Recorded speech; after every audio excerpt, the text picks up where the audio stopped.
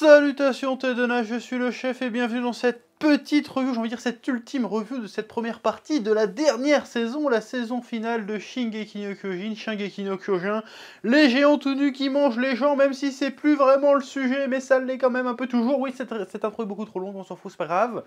Donc on va parler de l'épisode 15 aujourd'hui, et je vais commencer cette review par présenter mes excuses, je suis désolé, je vous ai surhypé pour rien, pour une fois je vous ai surhypé pour rien, c'est-à-dire que j'étais persuadé que cet épisode, cette saison, cette première partie de saison, allait se terminer à une scène particulière, qui, je suis persuadé, cette scène aurait totalement éclaté Internet, les gens auraient été complètement dingues à la vue de cette scène, tellement cette scène c'est de la balle, clin d'œil, ceux qui savent, spoiler rien. Et au final, non, en fait. Bah, c'est ma faute, parce qu'en fait, ma mémoire de merde, ma mémoire a flanché, une fois de plus. Je me souvenais plus exactement du rythme du manga, il y a quelques trucs qui m'avaient échappé. Du coup, voilà. Du coup, non, ça s'est pas fini là où je pensais. Du coup, pour la première fois, peut-être, j'ai surhypé des gens pour rien, en fait. Donc, du coup, désolé. Oui. Mais en vrai, si j'avais vu juste, sans déconner, ça aurait littéralement cassé Internet parce que ça aurait été une dinguerie. En plus, tu rajoutes à ça, juste derrière, l'annonce que la partie 2 aura lieu que l'année prochaine. Là, on avait tous les ingrédients pour faire une hype historique. Je veux dire, même un final saison de Game of Thrones aurait pas réussi à faire aussi balèze, si tu veux. Là, on est vraiment passé à côté d'un petit moment historique pour moi. Et ça, c'est un peu dommage quand même. Du coup, je suis un peu déçu. Bon, je sais, on finira par la revoir, cette scène. Mais ça sera pas pareil. Parce que là, on va la voir au bout de 2 ou 3 épisodes dans la partie 2, en 2022. Mais ça sera pas la même chose. Ça sera pas la même chose. Parce qu'on aura quoi? Une semaine de sur-hype pour voir la suite, tu vois. Une semaine de suspense. Alors que là, on aurait vraiment eu presque 1 an de suspense après ce truc incroyable. Bon, bah on l'a pas eu, je trouve qu'on est vraiment passé à côté d'une occasion de faire un truc, de marquer le coup, tu vois. C'est dommage, bon, c'est pas si grave que ça, c'est moi qui pinaille, mais en vrai, ça aurait été incroyable. Et ceux qui savent de quoi je veux parler, ils sont d'accord avec moi. Ça aurait été incroyable, oui. Mais bref, ça sert à rien de chialer sur l'épisode qu'on n'a pas eu. En revanche, pour la première fois, je vais peut-être un petit peu être soupolé, un petit peu rouspété sur l'épisode qu'on a eu. Parce que cet épisode, je sais pas, je l'ai pas trouvé incroyable. Il m'a un peu laissé sur ma faim, je l'ai trouvé un petit peu mou du cul. Oui. Non, parce que les 4 ou 5 derniers épisodes qu'on a eu d'affilée, ça enchaînait masterclass sur masterclass. Là, c'était un petit peu mou du cul. Je l'ai trouvé pas très dense et j'ai eu un sentiment de scène un petit peu étiré. Tu sais, pour arriver à la scène de fin avec les dirigeables de Marc qui arrivent sur Shiganshina. Je sais pas, ça m'a pas enjaillé plus que ça. J'ai eu le sentiment que l'épisode donnait quelques explications vite fait, puis pif pouf poil, on amorce des pistes et des débuts de péripéties. Alors il y a quelques trucs intéressants dans l'épisode, hein, je vais y revenir, mais si l'objectif était de finir sur une hype en attendant la partie 2, je trouve que c'est un peu raté. Vous me direz sans doute, ils n'ont fait que suivre le manga, et vous auriez raison, mais dans le manga, avoir un petit chapitre de transition de temps en temps, c'est pas grave, ni même en animé d'ailleurs. Parce que ces passages en manga étaient des chapitres de transition entre 2 gros pans de l'histoire.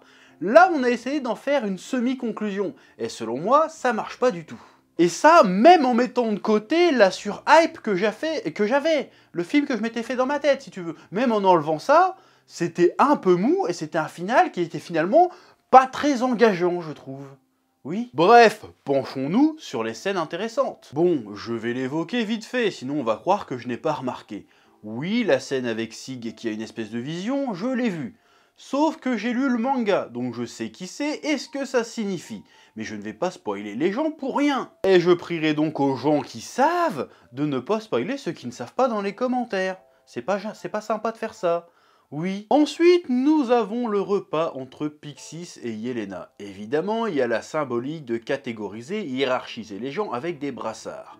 Tout ça est explicité par Pixis, donc je n'ai pas grand chose à rajouter. Il relève lui-même l'ironie d'appliquer les mêmes méthodes que leurs ex-oppresseurs. La subtilité ici, c'est que dans les yeux des Jaegeristes, ou au moins dans les yeux de Sig et Yelena, les Mars ne sont pas des oppresseurs, tout comme les Eldiens ne sont pas des démons. Les 2 peuples, comme tous les peuples de la planète, sont simplement prisonniers d'un cycle de haine sans fin duquel il faut les délivrer.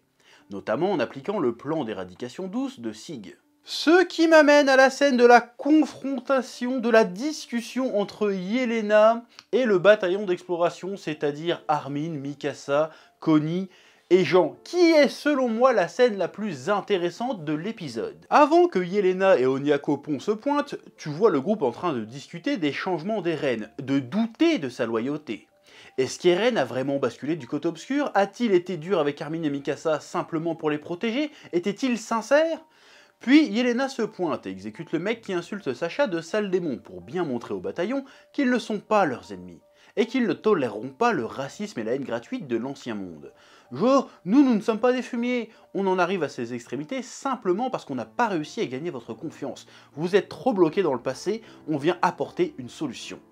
Et elle leur explique l'éradication douce. Et là, Armin se met à chialer, mais à chaudes larmes, genre il y a de la mort et tout, ému soi-disant par des idéaux si nobles. Et là on se dit, il est sérieux ce fragile? Il chiale vraiment pour ça? Et est-ce qu'il chiale vraiment pour ça? Parce que quand tu regardes la scène, tu regardes l'expression, tu regardes comment c'est filmé, moi quand je le vois chialer, je vois plus un pleur de soulagement. Il a l'air soulagé de comprendre, enfin de croire avoir compris qu'en réalité, vu les intentions des Jägeristes, qui sont finalement assez vraiment nobles et pacifiques, même si ça inclut un certain sacrifice, mais qui est une solution la moins terrible, la moins coûteuse en sang, si tu veux, Armin, il entend ça, il se dit « Ah, or finalement, Eren, c'est toujours un gentil. Finalement, Eren, il a des nobles intentions. Il n'est pas passé du côté obscur. Peut-être qu'en fait, il a été dur et cruel avec moi et Mikasa pour nous éloigner de lui, pour pas qu'on cherche à lutter, qu'on cherche à le récupérer et qu'on n'entrave pas son plan. Peut-être que finalement, Armin chiale parce qu'en fait, il est soulagé de savoir qu'il n'a pas perdu son meilleur ami, en fait. Il voit que c'est pas devenu un monstre et qu'a priori, il a toujours des intentions bienveillantes envers son peuple et envers le reste du monde aussi. Qu'il a fait tout ça dans un but altruiste. En tout cas, c'est ce qu'il se dit. Il se dit qu'il a pas perdu son meilleur ami. Mais est-ce qu'il a raison de se dire ça, Armin? Si c'est vraiment ce qu'il se dit, bien sûr. Eh ben, nous aurons la réponse en 2022, j'ai envie de te dire. Oui. Et là, je suis sûr qu'il y a plein de gens qui n'ont pas du tout vu la scène comme ça, en plus. Ouais, genre, ils ont cru, je pense qu'ils ont cru, que pas mal de gens ont dû comprendre que Armin était convaincu, en fait. C'est pas ça qui s'est passé. Et oui, mais c'est pour ça que je suis là aussi. C'est pour te faire voir une autre perspective. C'est ça l'oracle. Mais bien sûr, oui. Et nous avons aussi la scène où Pieck se dévoile à Eren et Gabi. L'aspect intéressant de la scène, au-delà du coup de pression colossal que met Eren à Pieck, c'est que selon moi, le vrai sujet de la scène, c'est la confrontation des libertés.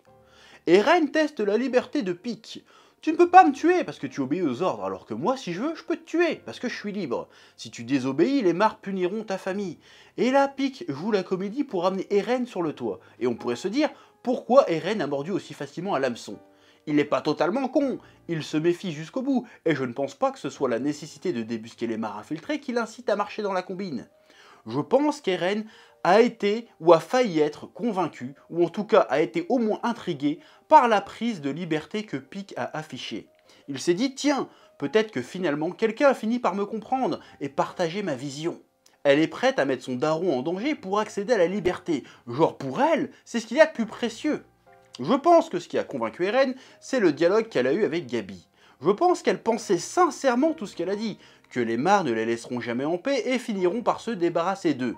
Donc elle aspire vraiment à la liberté, sauf que pour elle, sa liberté, c'est d'être loyale à ses compagnons avant tout, comme elle le dit en fin d'épisode. Et je trouve ça intéressant parce que selon moi, du coup, ça montre que Eren, bien qu'ultra déter à accomplir ses objectifs, cherche quelque part à être un peu compris par quelqu'un, ce qui expliquerait qu'il ait marché dans la combine de Pieck. Voilà, encore une fois, c'est une interprétation personnelle. Si ça se trouve, c'est pas du tout ça le délire. Mais j'aime bien essayer de voir l'histoire comme ça. Parce que si tu vois la scène comme ça, bah ça raconte plus tout à fait la même chose. Et c'est plutôt intéressant. Oui. Voilà, c'est à peu près tout ce que j'avais à relever sur cet épisode. Bon, comme tu vois, au début, je me suis plaint, mais finalement, il y avait quand même des choses à retirer de cet épisode.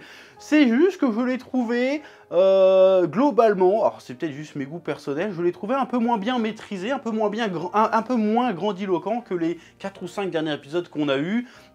Cet épisode-là était vraiment centré, je trouve, sur vas-y, on explique un truc et puis on part sur des débuts de péripéties, le suspense, est-ce que Levi a survécu, est-ce que Sig va survivre, est-ce qu'Eren est vraiment un fumier, oh là là, les mares attaquent, Shiganshina, comment ça va se passer, ça va être la grosse bagarre, la grosse bataille. Bon, ça finit sur un suspense si tu veux. Ça finit sur un suspense, mais c'est pas vraiment un suspense, ça finit sur un début d'action en fait. Parce qu'on n'est pas en train de se dire, on est en train de se dire ce qui va se passer si tu veux. Mais on n'est pas dans l'appréhension qu'une dinguerie se passe. Alors que si on avait vraiment fini là où je pensais que ça allait finir, là on serait dans l'appréhension totale. Genre on serait là, non, c'est vraiment ça ou c'est pas vraiment ça? Tu vois ce que je veux dire? Mais bon, je vais arrêter de parler de ça, je veux pas spoiler les gens. Mais voilà. Donc finalement le seul truc à retenir de cet épisode, s'il devrait en retenir qu'un, c'est que bon, bien évidemment il y aura une partie 2 qui va venir dans très longtemps, hein, l'année prochaine, donc presque un an après. Presque un an après le premier épisode de cette partie-là, de cette partie 1. Ouais, ma phrase était biscornue, mais t'as compris ce que je voulais dire. Donc voilà, petit bilan de la saison, franchement, bah, j'ai kiffé, j'ai kiffé. Alors certes, l'animation, on va pas se mentir, l'animation a été assez en dents de scie. Il y a eu quelques moments où c'était vraiment génial et bien trop de moments où c'était un peu trop bof.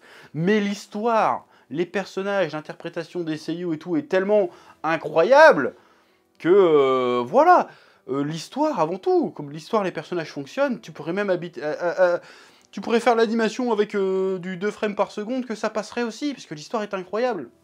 Voilà, donc c'est l'attaque des titans. J'espère que Mappa va profiter de ces 9 ou 10 mois devant eux pour vraiment nous faire une fournée d'épisodes incroyables, parce que là, c'est la fin. Vous pouvez pas manquer le coche, les mecs. Là, non, je serais pas content. Moi, je regarderai jusqu'à la fin et je kifferai jusqu'à la fin. Mais faites-nous rêver, là. Là, Jujutsu Kaisen, c'est fini. Concentrez-vous sur Shingeki no Kyojin et faites-nous rêver, parce qu'on le mérite, parce que Shingeki no Kyojin le mérite. Voilà, donc cette saison était incroyable. Je pense que plein de gens vont pas rester là-dessus et vont se mettre à lire le manga, et tant mieux, parce qu'il faut vraiment lire le manga. Ça vous donnera encore une autre perspective par rapport à l'histoire et aux propos de l'œuvre, vraiment. Donc lisez le manga. Mais on aurait fini sur ce que je pensais. J'avais dit que j'en parlerais plus, mais j'en parle une dernière fois. On aurait fini sur la scène que je pensais.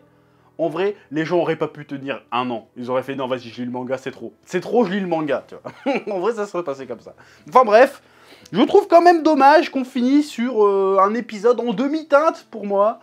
Et même en mettant à part le fait que j'étais surhypé, hein, vraiment, je trouve que comparé à la dernière fournée qu'on a eue, cet épisode est un peu en dessous. Hein, comme je te l'ai expliqué, alors dans le manga, le chapitre est pareil, si tu veux. Mais dans le manga, c'est pas grave, c'était des chapitres de transition, encore une fois. C'était pas pour finir sur un méga suspense, ce chapitre. Genre, vas-y, hop, hiatus de 6 mois, et puis on reprend après ça, tu vois. Non.